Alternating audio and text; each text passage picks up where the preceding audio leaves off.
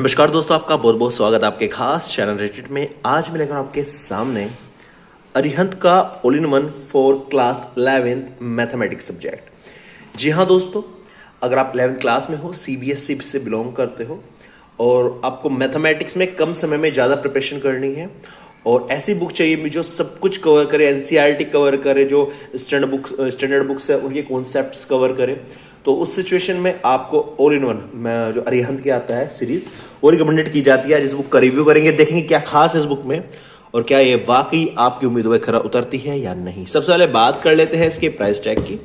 Price tag की बात करें तो 600 रुपये इसका एमआरपी देखने को मिलता है और लेस करने के बाद लगभग ये आपको 450 रुपये तक देखने को मिलती है। अब बात कर लेते हैं इसमें नंबर ऑफ पेजेस की। नंबर ऑफ पेजेस की बात करें तो 579 नंबर ऑफ पेजेस में आपको देखने को मिलते हैं। अब बात कर लेते हैं इसकी पेज क्वालिटी की। तो पेज क्वालिटी की बात करें तो पेज क्वालिटी काफी अच्छी है, बढ़िया है। बात करते हैं इसके अंदर के कंटेंट की। कंटेंट में आपको क्या क्या देखने को मिलता है, तो कंटेंट की हम बात करें, शुरुआत में कुछ फीचर्स बताई गई है क्या क्या खास इस बुक में आपको देखने को मिलने वाला है। आगे चले तो यहाँ पर कंटेंट्स दिए गए हैं। कंटेंट्स में क्या क्या आपको बता दे। जो कंटेंट्स है, सबसे पहले चैप्टर का नाम है, उसके बाद उसके अंदर जो टॉपिक्स आप पढ़ने वाले हैं वो टॉपिक्स इसके अंदर दिखाए गए हैं। आप देख सकते हैं टोटल 14 इसमें टॉपिक्स है। चलिए शुरू करते हैं कंटेंट्स में क्या क्या देखने को मिलता है उसके बारे में। सबसे पहले सेट्स, इसके अंदर sets and representation, type of sets, subset है, universal set, venn diagrams and operations of sets, application of set theory, last में समरी और चैप्टर प्रैक्टिस। इसका रिलेशंस एंड फंक्शन, जिसमें आपको cartesian product relations, functions, domain and range of real functions, सब standard real functions and their graphs, algebra of real function and last में summary and chapter practice. Chapter 3 में आपको trigonometric function, जिसमें measure of an angle, trigonometric functions of compound angles, transformation formula, trigonometric functions of multiple submultiple angles and trigonometric equations, application of sine and cosine formula, summary and the last one the chapter practice। इसके बाद complex number में आपको introduction to complex numbers, algebra of complex numbers, conjugate, modulus and Argand plane of a complex number, summary, chapter practice. इसके बाद आपको linear inequality में देखने को मिलता है inequality and linear inequalities in one variable, system of inequalities in one variable and their solutions, applications of linear inequality in one variable, summary, chapter practice. Permutations and combinations में आपको fundamental principle of counting, factorial notation, permutations, restricted permutations, combinations, practical problems on combination, summary and chapter practice.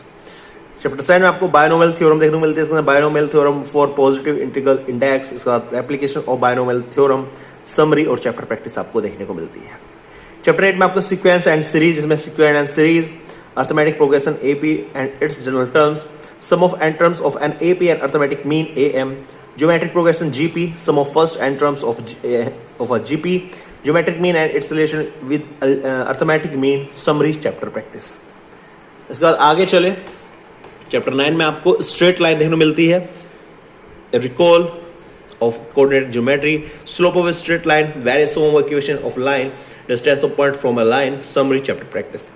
Chapter 10 में आपको conic sections देखने को मिलता है। इसमें आपको sections of a cone and circle, parabola, ellipse, hyperbola, summary and chapter practice. Chapter 11 में आपको इंट्रोडक्शन टू 3 डायमेंशनल ज्योमेट्री, जिसमें आपको coordinate, axis and coordinate plane in 3 dimensional space, distance formula and its application in geometry, summary and chapter practice. Chapter 12 में आपको limits and derivatives, जिसमें आपको fundamental of limits, limits of rational functions, limit of trigonometric function, limit of exponential function and logarithmic function, derivative and first principle of derivative, algebra of derivative of functions, derivative of trigonometric functions, summary and chapter practice. Chapter 13 में आपको statistic, measure of dispersion, variance and standard deviation, summary and chapter practice. Probability में आपको event and algebra of events, axiomatic approach to probability, addition rule of probability, summary and chapter practice. And the last 3 section are periodic test, activities, 3 sample question papers.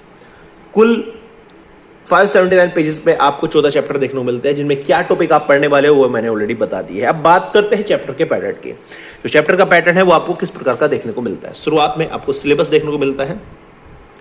फिर भी ये जो syllabus है ये depend करता है आपके टीचर पे कि बोर्ड के एग्जाम तो नहीं है, हमें क्या पढ़ा रहे हैं क्या नहीं पढ़ा रहे हैं, तो उनको जरूर फॉलो करें जो आपके क्लास टीचर हैं। शुरू करते हैं यहाँ से चैप्टर 1 सेट्स। तो यहाँ पर शुरुआत में एक स्टेटमेंट, एक जो मोस्ट इंपोर्टेंट कॉन्सेप्ट है वो दिया जाता है इस चैप्टर के बारे में, जो आपके सिलेबस से तो बिलोंग नहीं करता लेकिन फिर भी आपको नॉलेज होनी चाहिए। इसके बाद चैप्टर चेकलिस्ट में आप कौन कौन से टॉपिक पढ़ने वाले हो, जैसे sets and their representation, type of sets, subset and universal set है, venn diagram and operations of on sets, application of set theory. तो ये चेकलिस्ट है यहाँ पर। Topic 1 sets and their representations. तो यहाँ पर शुरुआत में सारी थ्योरी, सारे कॉन्सेप्ट और सारे फॉर्मूला स्टार्टिंग में आपको दे दिए जाते हैं। उसके बाद शुरू होता है एग्जाम्पल का खेल। एग्जाम्पल दिया गया है, एनसीईआरटी एग्जाम्पल दिया गया है, तो इससे पता चलता है जो एनसीईआरटी बुक से पढ़ने की आवश्यकता नहीं है, उसकी सारी एक्सरसाइज के अंदर इंक्लूड की गई है एग्जाम्पल के साथ। एग्जाम्पल 2 यहाँ पर दिया गया है। फिर जो मोस्ट इंपॉर्टेंट कोई नोट्स होता है क्वेश्चन से रिलेटेड वो यहाँ पर दे दिया जाता है। फिर नेक्स्ट थ्योरी, फिर उसके एग्जाम्पल, नेक्स्ट थ्योरी स्टेप्स के साथ, और उसके बाद उसके एग्जाम्पल्स। तो टॉपिक वाइज चीज़ें यहाँ पर दी गई है।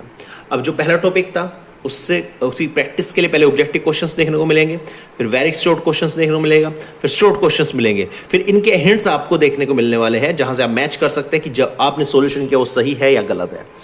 टॉपिक 2 शुरू होता है, पहले थ्योरी आएगी, फिर उससे रिलेटेड एग्जाम्पल्स आएंगे, फिर नेक्स्ट थ्योरी, फिर नेक्स्ट एग्जाम्पल, यानी ये सब टॉपिक्स में डिवाइड किया गया है। और जब सारे एग्जाम्पल सोल्व हो जाएंगे फिर प्रैक्टिस के लिए टॉपिक प्रैक्टिस 2 आएगा, यहाँ पर ऑब्जेक्टिव क्वेश्चन, फिर वेरी शॉर्ट क्वेश्चंस, फिर शॉर्ट क्वेश्चंस, ठीक है, और फिर इनके आंसर्स जहाँ से आप अपने आंसर्स को मैच कर सकते हैं। फिर टॉपिक 3 आएगा यहाँ पे, फिर उसके एग्जाम्पल्स आएंगे, फिर थ्योरी एग्जाम्पल्स, थ्योरी एग्जाम्पल, फिर टॉपिक प्रैक्टिस 3 वही, फिर objective question, very short answer, फिर शॉर्ट आंसर, और उसके बाद आपको प्रैक्टिस हिंट्स और उनके आंसर्स देखने को मिलते हैं। फिर नेक्स्ट टॉपिक देखने को मिलता है टॉपिक 4 वेन डायग्राम्स का। पहले थ्योरी फिर एग्जाम्पल्स, यानी हर टॉपिक के बाद उसका रिलेटेड एग्जाम्पल दिया हुआ है। ऐसा नहीं है पहले सारी थ्योरी भर दी फिर सारे एग्जाम्पल भर दिया, ऐसा नहीं है। पहले एक टॉपिक फिनिश किया जाएगा, उसे अच्छे समझाया जाएगा, फिर उस पर बेस्ड एक एग्जाम्पल दिया जाएगा जो आप समझोगे, फिर नेक्स्ट टॉपिक आएगा, और जब ये टॉपिक पूरा फिनिश हो जाएगा तो लास्ट में आपको इसकी एक्सरसाइज देखने को मिलती है प्रैक्टिस के लिए, जिसमें आपको 3 टाइप के question, objective question, very short question, short question, type 1 type 2, और फिर इनके हिंट एंड आंसर्स आपको देखने को मिलते हैं। इसके बाद नेक्स्ट टॉपिक देखने को मिलता है एप्लीकेशन ऑफ सेट थ्योरी, इनके एग्जाम्पल्स देखने को मिलते हैं, फिर इनकी प्रैक्टिस देखने को मिलती है, फिर इनके आंसर्स देखने को मिलते हैं। तो चैप्टर का सीधा सीधा सा पैटर्न था, सबसे पहले एक टॉपिक आएगा, फिर उसका एग्जाम्पल आएगा, फिर एग्जाम्पल के बाद उससे फिर नेक्स्ट सब टॉपिक आएगा, फिर उसका एग्जाम्पल आएगा, फिर इन सबको इकट्ठा करके एक प्रैक्टिस एक्सरसाइज बनाई जाएगी, टॉपिक प्रैक्टिस 1, टॉपिक प्रैक्टिस 2। जब चैप्टर फिनिश हो जाएगा फिर आपको लास्ट में समरी देखने को मिलती है, जो पूरे चैप्टर का निचोड़ होगी, सारे कॉन्सेप्ट्स का, मेन कॉन्सेप्ट का जो निचोड़ होगी वही आपको समरी में देखने को मिलता है। इसका चैप्टर प्रैक्टिस शुरू होती है, यानी पूरे चैप्टर का। अब तक तो टॉपिक प्रैक्टिस चल रही थी, टॉपिक खत्म होने के बाद प्रैक्टिस आती थी, अब चैप्टर खत्म होने के बाद प्रैक्टिस आ रही है, तो चैप्टर प्रैक्टिस ये बोलती है पहले objective, very short, type 1 type 2, फिर लॉन्ग, और इसके बाद केस बेस्ड क्वेश्चंस आपको यहाँ पर देखने को मिलते हैं, फिर इनके हिंट एंड आंसर्स आपको देखने को मिलते हैं। इनमें previous year CBSE question paper का कोई सेक्शन देखने को नहीं मिलता, क्योंकि 11th आपकी बोर्ड से रिलेटेड नहीं होती, 12th का ही बोर्ड के एग्जाम होते हैं, 11th में नहीं होते, तो यहाँ पर आपको सीबीएसई बोर्ड के कोई एग्जाम क्वेश्चन देखने को नहीं मिलते, और यहाँ पर आपका चैप्टर फिनिश हो जाता है। सीधा साधा सा पैटर्न है, पहले टॉपिक, फिर उसके एग्जाम्पल्स, फिर उसकी एक्सरसाइज, फिर उसके आंसर्स, फिर नेक्स्ट टॉपिक, फिर उसके कॉन्सेप्ट थ्योरी, फिर उसके एग्जाम्पल्स, फिर उसकी प्रैक्टिस। जो पूरा चैप्टर फिनिश हो जाएगा, पूरे की समरी, उसके बाद पूरे चैप्टर की एक्सरसाइज, ठीक है। यही पैटर्न पूरी बुक में यूज़ किया गया है। शानदार बुक है, कम समय में अगर ज़्यादा सीखना है और सब कुछ कवर करना है तो मैं रिकमेंडेड करूँगा ऑल इन वन की। अगर रेटेड पर मैं रेटिंग की बात करूँ तो अरिहंत की सारी बुक्स को लगभग मैं जो ऑल इन वन से रिलेटेड है इस सीरीज़ को मैं 5 में से 5 की रेटिंग देता हूँ। वास्तव में कोई कमी नहीं है, समय बचाकर स्टूडेंट्स अपनी बहुत अच्छी प्रिपरेशन इसके द्वारा कर सकते हैं। उम्मीद करता हूँ वीडियो आपको अच्छी लगेगी। वीडियो अच्छी लगी प्लीज़ लाइक कर देना, चैनल को सब्सक्राइब जरूर कर देना, ताकि इस प्रकार की बुक रिव्यू का वीडियो हम आपके लिए लेकर आते रहे। Thank you so much for watching this video.